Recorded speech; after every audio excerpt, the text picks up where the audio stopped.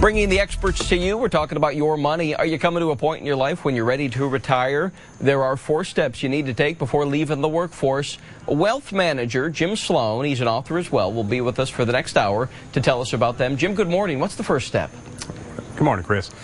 The first step would be really to understand your retirement plan options, because this is an area that could potentially cause significant problems if you don't know the rules. For example, when most people leave their employer, they think, oh, I'm going to roll my 401k to an IRA, and in many instances, that's fine. However, there are times when that could be a mistake. And another problem or potential problem would be if you have appreciated company stock in your plan and you roll the entire plan over to an IRA, well, you've just lost a significant tax benefit. Okay, very good, Jim. In about 10 minutes, Jim will tell us about understanding your retirement benefits. Jim, thanks.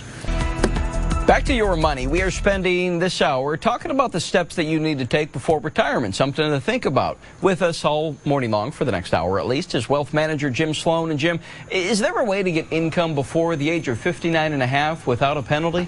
Well, there actually really is, and it's basically the Internal Revenue Code, Section 72T of that code basically says that if you're under age 59 and a half, you can withdraw monies from your retirement account without having an early withdrawal penalty. Now, there are rules to follow, and you really need to know what those are, and this actually happens quite often.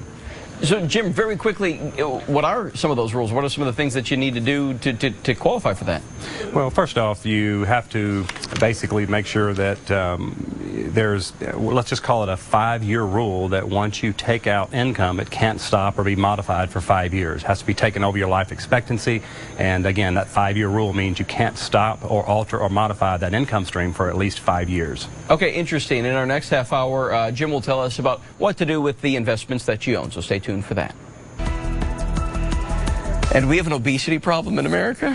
Are you kidding me? Bacon and ice cream? All right. Have it your way. Have it your way. 5:38. Talking your money. If retirement is just around the corner for you or somebody you know, there are some things you must do before leaving the workforce. Wealth manager Jim Sloan has been here with us for the whole hour to tell us what they are. Jim, we've talked about a couple of steps. What else do you got? Well, Chris, I think one of the things that's very important is, and this actual step here is going to become a very big surprise to many investors, and that is examine your investments. What do you have? What fees and expenses are you paying? What kind of risk are you taking?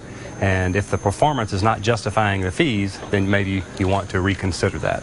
Because a lot of people put money in blindly, right? And just, you know, it's going to be there. You're talking to me, really know the ins and outs of what you've got. That's exactly right. And what we have found, Chris, over the past multiple years is that you have the informed investor, and respectfully, you have the uninformed investor. And the uninformed investor are the ones that are generally paying excessive fees and have no clue about that unless they begin asking questions. I think I'm the uninformed investor. We need to talk off camera. Jim, thank you. We'll see you once again in about 10 minutes. Jim will tell us how to get the guidance that you need to help make informed decisions.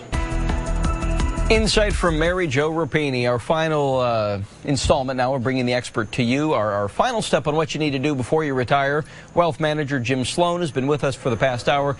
Jim, there might be the common misconception out there that everybody pays the same amount of investment fees, but that's not the case. I mean, there's a big difference. Oh, exactly. They really are. Let's just say on a $100,000 investment, somebody may be paying $500 a year in fees, and somebody else may be paying $4,000 in fees. Just depends on where you go to get the investments that you have and who actually is looking after your investments. Let me just real quickly, Chris, say that when it comes to brokerage firms and advisory firms, the big difference is brokerage firms basically they hire brokers and they offer to sell products for their employer, and then you have advisory firms that get paid for their advice. Jim, we appreciate your advice and insight for the last hour. Thank you, sir. Have a great weekend. Thank you.